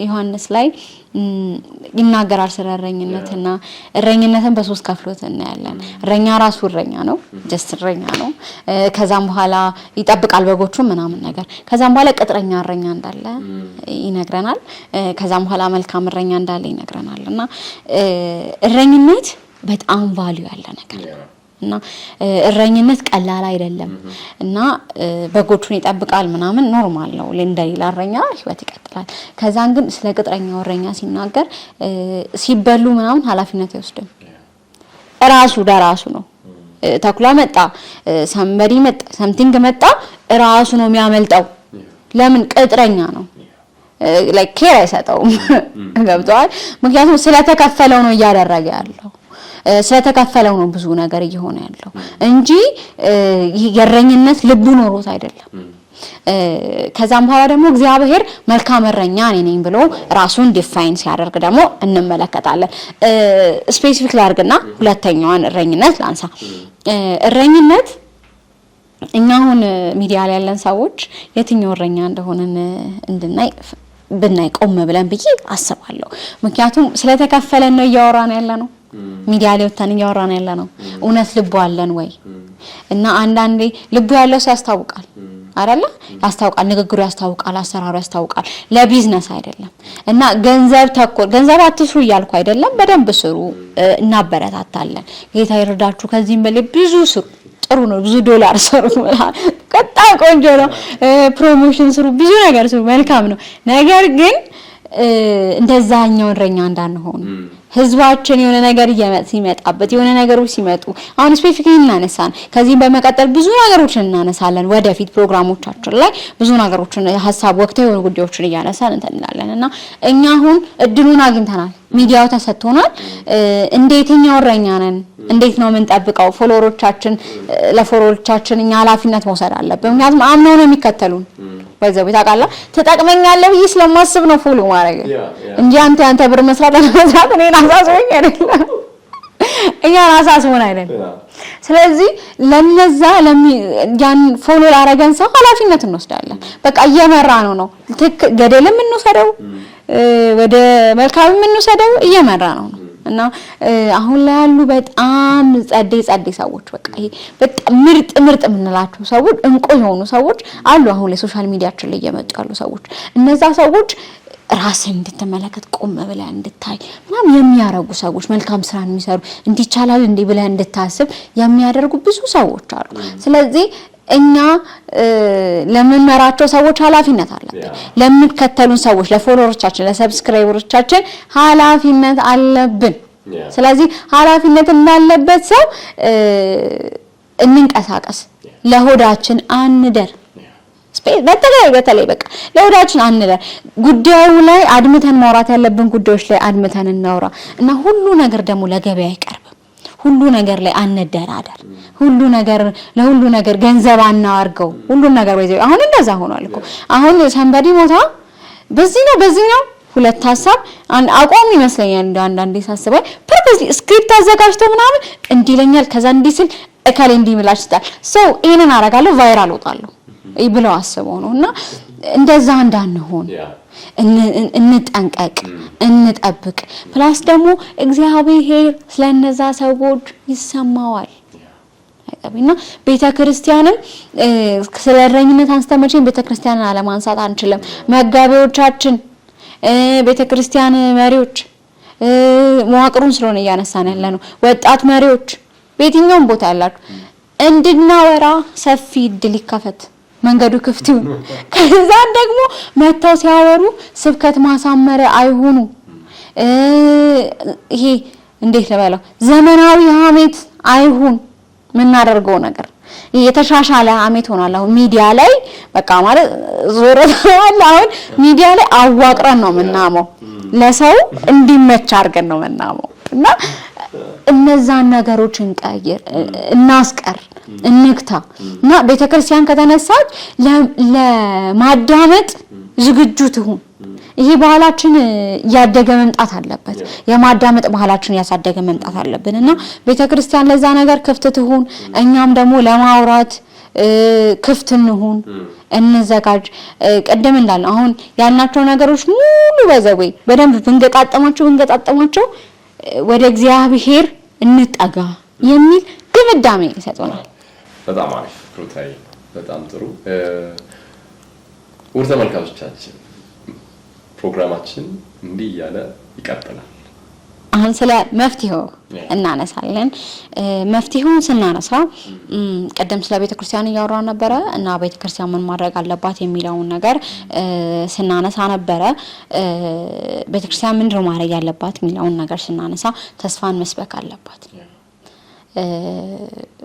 ትልቁ ችግራችን እኛ ብቻ ቀደም ያልኩኝ እንደነበረው እኛ ብቻ ወደቀን፣ እኛ ብቻ የተሳሳተን ይመስልናልና ለመነሳት እየተፍገመገሙ ያሉ ሰዎች፣ ለመነሳት እየተጣጣሩ ያሉ ሰዎች፣ እየተንፏቀቁ ያሉ ሰዎችን ቤተክርስቲያን አሁንም ተስፋ እንዳለ መናገር መስበክ ብቻ አይደለም ማሳየትም ደግሞ አለባት። በዚህ ጉዳይ ላይ ምን ሐሳብ አለ? ምንም ጥያቄ የለውም።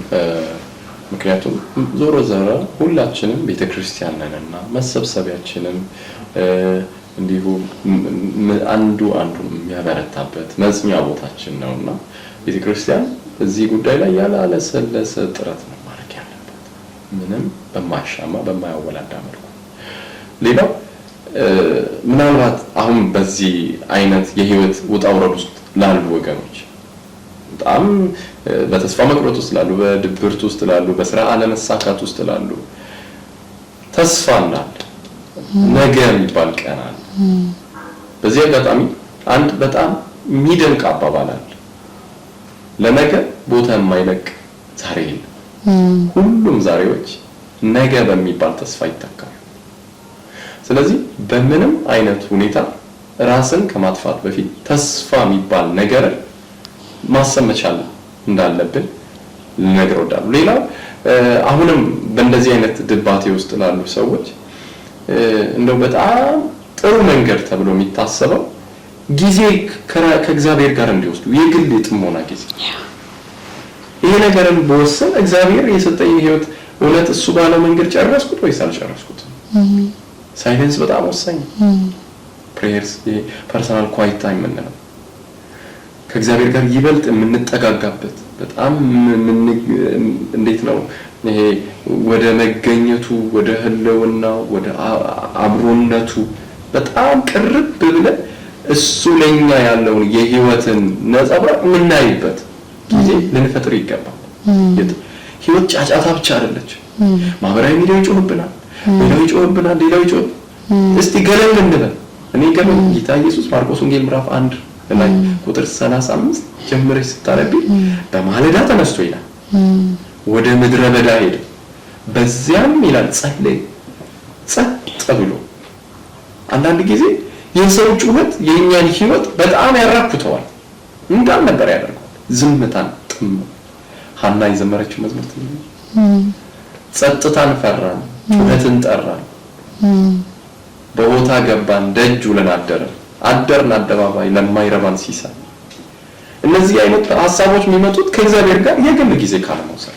ስለዚህ የግል ጊዜ ሊኖረን ይገባል። መጽሐፍ ቅዱስ የምናነብበት ጊዜ በግላችን ማለዳ ላይ ሊሆን ይመረጣል።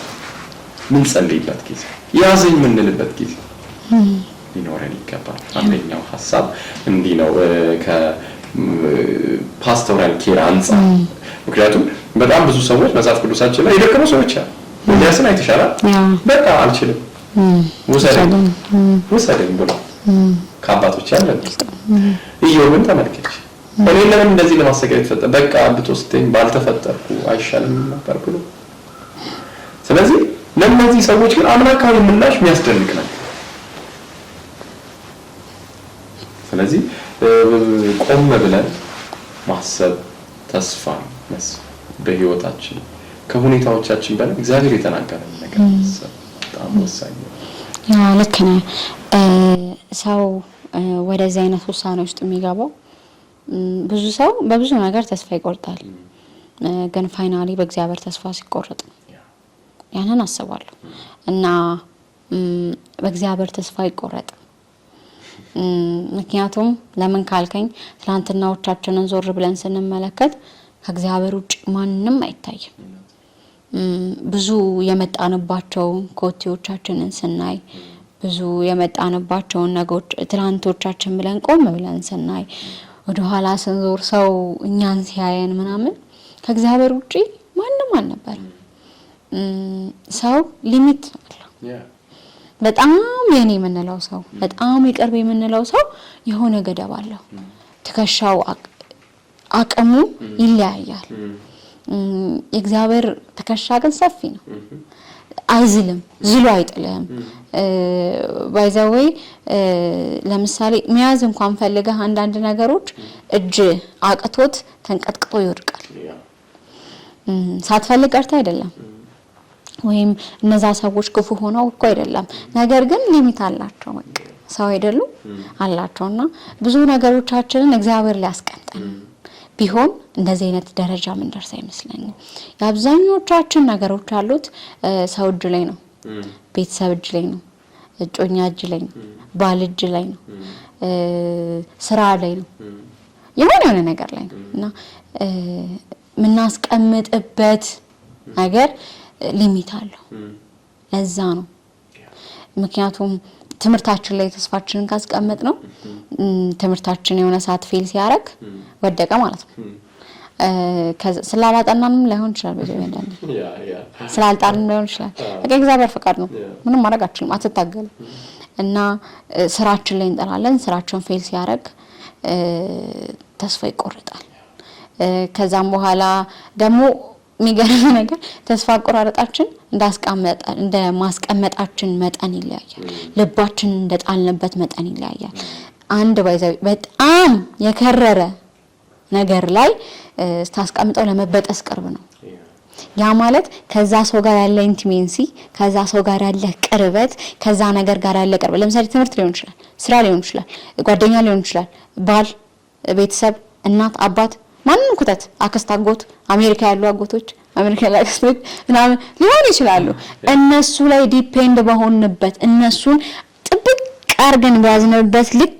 ሲበጠስ ጉዳታችን ሃይ ነው የሚሆነው እና ተስፋ ለሰው አይሰጥም ተስፋ ለስራ አይሰጥም ተስፋ ለትምህርት አይሰጥም ተስፋ ለሆነ ነገር ለአገልጋይ አይሰጥም ተስፋ ለሆነ ነገር አይሰጥም ተስፋ የሚሰጠው ለእግዚአብሔር ነው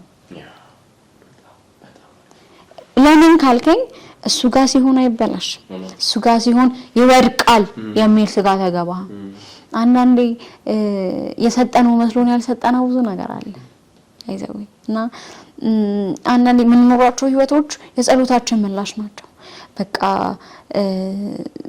አንተ የሌለህበት ከሆነ እንላለን ከዛስ at the same time ችግራችን እዛ ነገር ላይ ነው ያለው ማለት ተስፋችን ልባችን የጣልነው እዛ ነገር ላይ ነው ያለው ሲበጠስ ላንነሳ ነው እንወድቀው ከዛስ ዞር ስንል ማንንም የለም ማንንም አይኖርም በዘዊ አንተ ጋር የመኖር ግዴታ የለበትም ታውቃለ ማንንም አንተ ጋር የመኖር ግዴታ የለበትም እግዚአብሔር ነው ያለው እሱን ሴንስም አለማረግ ነው እሱን መረዳት አለመቻል ነው ብዙ ጊዜ ትምርታችንን ስራችንን ገንዘብ ላይ ተስፋ ማድረግ የለብንም እንዴት እንደተረተነ ሳታውቅ የለም ተስፋን ጥላ ከሆነ ብራዘር በቃ አልቋል እዛ ጋር መጽሐፍ እግዚአብሔርን ተስፋ የሚያደርጉ አያፍሩም ይላልና ያ ማለት ሌላ ነገር ተስፋ ስታደርግ ብትወድቅ እኔ እንዳትጠይቀኝ ነው። ገብቶሃል? ምክንያቱም እግዚአብሔር ላይ ተስፋ አይቆረጥም። አንድ ነገር እግዚአብሔር ትከሻ ሰፊ ነው። በዛው ሰው እኮ መሸከም ስላልፈለገ ብቻ ላይሆን ይችላል፣ ስለማይችለው በቃ ካልቻለ አልቻለም። ትምህርት ካልቻለክም ከብደከ ሊሆን ይችላል። ስራክ ሊሆን ይችላል። አንዳንዴ ደግሞ እግዚአብሔር ራሱ ያስተምርክ ሊሆን ይችላል። ታውቃለህ አይደል? ማለት በህይወታችን ውስጥ ጤናችን ያላነሳው ተስፋ ጤናችን ላይ ብዙ ተስፋ ማድረግ የለብንም። ሰው ያየን ነው መቼ እየሳቀ ምን እያለ ነው። ተስፋ ማድረግ የለብንም። ተስፋ የሚደረገው ተስፋ የሚሰጠው ለእግዚአብሔር ነው። እና የምለው ነገር ምንድነው? ልባችንን እግዚአብሔር ላይ እንጣል። አይኖቻችንን ከጣልንባቸው ነገሮች እናንሳ። ትኩረታችንን ከወሰዱት ነገር እናንሳ። ምክንያቱም የሆነ ሰዓት ሽል ያለን ቀን ጉድ ነው። ድንገት የወደቁብን ቀን፣ ድንገት ከአይናችን የተሰወሩብን ቀን ጉዳታችን መጥፎ ነው። ለዛም ነው እንደዚህ አይነት ነገሮች እየተበራከቱ የመጡት። ስለዚህ ጓደኛችሁን ተስፋ አታርጉ፣ ቤተሰባችሁን ተስፋ አታድርጉ። ካረጉላችሁ ተሰየኩ ባይዘው ማንንም አይጣላም የሚደረግለት ነገር፣ ግን ያደርጉልኛል ብላችሁ ተስፋ አታድርጉ። ቤተሰብ ተስፋ አታድርጉ። ስራችሁን ምንድነው ዛሬ ተስፋ ያረጋችሁበት ያላችሁበት ጉዳይ ምንድነው? ተስፋ ያረግንበት ያለንበት ጉዳይ ያ ነገር ዋስትና የለውም። ዋስትና ያለው ተስፋ እግዚአብሔር ተስፋ ነው። ወንድሞቼ እህቶቼ እውነቴን ነው የምልህ። ለምን እንደሆነ ታውቃለህ? እግዚአብሔር እኔን ተስፋ አድርጉኝ ሲል እኔን ተማምኖ አይደለም፣ ራሱን ተማምኖ ነው። እግዚአብሔርነቱን ተማምኖ ነው። እሱ ደግሞ አይመረመርም። እሱ ደግሞ ዲፋይን አይደረግም፣ አታብራራውም። እግዚአብሔርን ባይዘው እግዚአብሔርን ለማብራራት አንችልም። እና አስብ እንግዲህ እሱ ነው እኔ ላይ ተስፋ አድርጉ ካለ ማድረግ ነው። ቀላል ሊሆን እንደማይችል አውቃለሁ።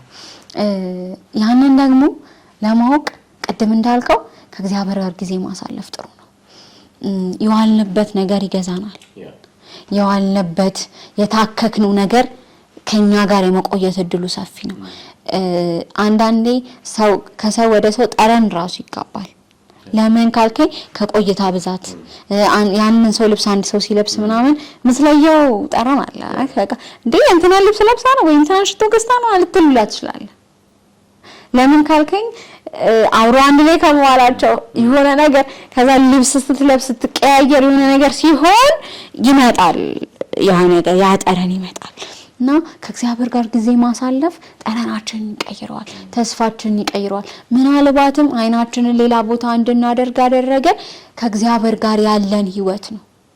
ከእግዚአብሔር ጋር ያለን ኢንቲሜሲ ነው። ከእግዚአብሔር ጋር ያለን ቅርበት በላላ ቁጥር ከሌላ ነገር ጋር እየተጠጋን ነው ማለት ነው። እና የምለው ነገር ተስፋ ለቆረጡ እግዚአብሔር ዛሬም የፍቅር አምላክ ነው። መጽሐፍ ቅዱስ ላይ ይለናል አይደለ? ፍቅር እኛ እግዚአብሔር እንደወደደን ነው ሳይሆን እግዚአብሔር እኛን እንደወደደን ነው። እና እግዚአብሔርን በእጃችሁ በጣም አጥብቀን ስለያዝን ዛሬን አላየንም። እስከዛሬ የመጣንበት መንገድ እኛ ስለያዝነው ሳይሆን እሱ ስለያዘን ነው። ስለዚህ ከእግዚአብሔር ጋር ተጣበቁ፣ ከእግዚአብሔርን እጅ ለመያዝ ተጣጣሩ። እግዚአብሔር ዛሬም አሁንም እድል አለው። ምናልባት ይሄን ፕሮግራም የምንመለከቱ ወንድም እህቶቻችን ምን አይነት ነገር ውስጥ ሆኖ እንደሚሆን አላውቅም። እና በአንድም በሌላም ይሄ ነገር እጃችሁ ከገባ በአንድም በሌላም ይሄ ነገር እናንተ ጋር ማየት እድሉን ካገኛችሁ ወንድም እህቶቼ እምላችሁ ነገር ይሄንን ነው። እግዚአብሔር ዛሬም እድል አለው። ይሄ ነው ብላችሁ ለምታስቀምጡት ይሄ ነው ብላችሁ በዚህ ጉዳይ ነው ጭንቀትማ አይፈታም ብላችሁ ለምታስቡት ነገር እግዚአብሔር ዘንድ መፍትሄ አለ። ምናልባት እናንተ ተስፋ ያረጋችሁት ከርቷችሁ ሊሆን ይችላል። ምናልባት እናንተ ልባችሁን የጣላችሁበት ነገር አልሆነ ብሎ ሊሆን ይችላል። ነገር ግን እግዚአብሔር ጋር ሲሆን ማይስተካከል ነገር የለም። የጊዜ ጉዳይ ነው። እግዚአብሔር ጊዜ አቆጣጠር ይለያያልና በእኛ መቁጠሪያ እየቆጠርን የዘገየ የመሰለን። ስለዚህ ወንድሞቼ፣ እህቶቼ፣ እናቶቼ፣ አባቶቼ፣ ታናናሾቼ፣ ታላላቆቼ ሁሉ እቺን እድል ካገኘሁኝ እናንተ ስክሪን ላይ ከመጣው የምላችሁ ነገር ቢኖር ይሄንን ነው። በእግዚአብሔር ተስፋ አይቆረጥ። እግዚአብሔር ዛሬም እድል አለው። ዛሬም እንደገና አምላክ ነው እና ነገርየው እግዚአብሔር ሳያውቀው ቀርቶ ሳይሆን እሱን ተስፋ እስክናደርገው ለሱ ኃላፊነት እስክንሰጠው እየጠበቀን ነው። ስለዚህ አይናችንን ከጣልንበት ነገር ላይ አንስተን እግዚአብሔር ጋር አይናችንን እንጣል፣ ልባችንን እንጣል። በሱ ብቻ ተስፋ እናድርግ። ቴንክ ዩ ረጅም ግን ደስ የሚል አጨራረስ ነው። ምናልባት አንድ ሀሳብ ብቻ እንደዚህ አይነት የራስ ማጥፋት ስሜት ሳይሆን ያለመፈለግን ማንኛውም በቃ ዲስካሬጅ የሆነ ስሜት ሲሰማ ቤተክርስቲያን አገልጋዮች ማማከርና አገልጋዮች 24 ሰዓት ለመገኘት እንሞክር። በተለይ በሙሉ ጊዜ አገልጋይነት ላይ ላላችሁ መጋቢያን፣ ወንጌላውያን፣ ቀሳውስት ይህን መልእክት በጣም በብዙ የነፍስ ጩኸት ውስጥ ያሉ ወጣቶች እነሱን ወክለን ነው ማለት ያደክማል። ኤክስፔክቴሽን ያደክመናል። አክቹዋል ላይፍ ያደክማል። ብዙ ነገር አድክመው ስለዚህ እንገኝላቸው። እግዚአብሔር ምናልባት በእናንተ አገልግሎት አንድን ሰው ከሞት ሲናጠቅ ማየት ምን ያህል የሚያስደስት ነገር። ስለዚህ እንገኝላቸው፣ ታማኝ ነው፣ ሚስጥራቸውን አናባክ። ሌላው መፍትሄ ብዬ የማስበው ባለሙያ ማማከር ኃጢአት አይደለም። እሱን ነው ልንፈልገው። እዛ አይነት ነገር ሳንገባ ቅድመ ጥንቃቄ እናድርግ። ጸሎቱ እንዳለ ሆኖ ነገር ግን የዚህ አይነት ስሜቶች በተደጋጋሚ የሚሰሙ ከሆነ የዚህ አይነት ነገሮች ውስጥ ካለን ባለሙያዎችን እናማክር፣ እንጸልይ፣ እንበርታ። ሀሳባችንን ስንጠቀልል ከሰው የተለየ ችግር አልገጠመንም፣ ከሰው የተለየ ነገር አልገጠመንም። ምናልባትኛ ስላላወቅን ነው፣ ምናልባትኛ ስላልተረዳን ነው እንጂ። ስለዚህ የብቸኝነት ስሜት ሲሰማን ለዛ ስሜት ራሳችንን ተጋላጭ አናድርግ፣ ለጠላት እድል ፈንታ አንስጥ እንላለን። የምጨምረው ሀሳብ ካለ እድል ልስጥክ ብለሽዋል። ስለዚህ ተስፋችን በእግዚአብሔር ላይ ብቻ ይሁን። ከእግዚአብሔር ጋር የግል የተሟላ ጊዜ ይኖረን። ችግራችንን በጣም አግዝፈናል ነው። ሰዎች በዙሪያችን ላሉ ሰዎች ሼር ማድረግን እንልመድ። ቤተክርስቲያንን እንደዚህ አይነት ሼር የሚደረገውን ሀሳብ እንደ አገልጋይ ሪጀክት አናርግ፣ አክሰፕት እናርጋቸው ፌስፉሊ። ስለዚህ ይሄንን እላለሁ። በስተመጨረሻ እግዚአብሔር ሕይወትን ያስቀጥላል። እግዚአብሔር ታማኝ አምላክ። አደራ በእግዚአብሔር እጅ ላይ አይበላሽ። በእግዚአብሔር እጅ ላይ አይበላሽም። ይሄን ይመስላል ነው ታይ በጣም ደስ ይላል። እንግዲህ ተመልካቾቻችንም ከዚህ ብዙ ነገር እንደሚማሩ ተስፋ አደርጋለሁ። እኔ በያወራን ባለንበት ሰዓት የእውነት ለራሴም እየተማርኩ ነበረ። ብዙ ነገር እየተበረታታን እንደነበር አስባለሁኝ ከኖርማል ኮንቨርሴሽን ባለፈና እግዚአብሔር በብዙ እንደሚረዳን አስባለሁ፣ በብዙ እንደሚያግዘን አስባለሁኝ። እግዚአብሔር ይርዳን። ለወንድም ለእህቶቻችን በሀዘን ውስጥ በጭንቀት ውስጥ ላሉ እግዚአብሔር ራሱ ይድረስላቸው። መንፈሳዊ ሕይወት ድካም ውስጥ ላሉ እግዚአብሔር ብርታት አቅምን ይጨምርላቸው እንላለን። እንግዲህ ተመልካቾቻችን ከአስጨናቂ ጋር የነበረን ፕሮግራም የነበረን ቆይታ ይህንን ይመስል ነበረ። ራስን ስለማጥፋት እናንተ ምን ታስባላችሁ? ልክ ነው የሚል ሀሳብ ልክ ነው ልክ አይደለም ብለን አንልም። ልክ ስላልሆነ እግዚአብሔር ዳግመኛ እድል እንዳለው እንደምታስቡ እናስባለን። ከዚህ ፕሮግራም በኋላ የእናንተስ ሀሳብ ምንድነው? ምን ታስባላችሁ? ሀሳብ አስተያየቶቻችሁን ኮሜንት ሴክሽናችን ላይ እንድታስቀምጡልን አደራ እያለን እንግዲህ በቀጣይም ደግሞ እነዚህ አይነት የተለያዩ ፕሮግራሞች ከዚህ በኋላ የሚኖረን ይሆናል። ወቅታዊ የሆኑ ፕሮግራሞችን፣ ወቅታዊ የሆኑ ጉዳዮችን ሶሻል ሚዲያው ላይ በብዛት እየተስፋፉ ያሉ ነገሮች ነገር ግን መነሳት ያለባቸውን ጉዳዮች የምናነሳ ይሆናል። እንግዲህ ተመልካቾቻችን እናንተም በዚህ ርዕሰ ጉዳይ ላይ እየተነጋገራችሁ ከኛ ጋር ቆይታ እንዳደረጋችሁ እናስባለን። እናንተ በዚህ ጉዳይ ላይ ምን አይነት ምልከታ አላችሁ? ቤተክርስቲያን ምን ማድረግ አለባት ብላችሁ ታስባላችሁ? የኛስ እንደ እኔ ምን ኃላፊነት አለብኝ ብላችሁ አሰባችሁ ስናወራ ማንንም ላይ ጣታችንን ለመቀሰር አይደለም ነገር ግን ራሳችንን ቆም ብለን እንድንመለከት ለማስታወስ ያህል ነው ስለዚህ እናንተም ሐሳብ አስተያየቶቻችሁን ኮሜንት ሴክሽናችን ላይ እንድታስቀምጡ ከወዲሁ እየጋበዝን ትክክለኛውን የኢቫንጀሊካል ሚዲያ ሰብስክራይብ እንድታደርጉ ፎሎ እንድታደርጉ ከወዲሁ እንጋብዛለን የተለያዩ ፕሮግራሞች ከዚህ በኋላ የሚኖሩን ይሆናል በቀጣይም ደግሞ እንደዚህ አይነት ወቅታዊ የሆኑ ርዕሰ ጉዳዮችን አንስተን የምንነጋገርበት እንግዳን የምንጋብዝበት ፕሮግራም ይኖረናል ስለዚህ እናንተስ መነሳት አለበት አልተዳሰሰም ይሄ ነገር ትኩረት አልተሰጠው መወያየት አለብን እንደ ወጣት ይመለከተናል ብላችሁ የምታስቧቸው ሐሳቦች ኮሜንት ሴክሽናችን ላይ እንድታስቀምጡልን በድጋሚ እያሳሰብን የዛሬ ቆይታችን ይሄንን ይመስል ነበር ፕሮግራሙን አዘጋጅተን ያቀረብንላችሁ እኔ ሩት አቅጅራና እኔም አስጨናቂ ሀብታሙ በጋራ በመሆን ነው ቀጣይ እንግዲህ በሌላ ፕሮግራም እስክንገናኝ ድረስ መልካም ቆይታ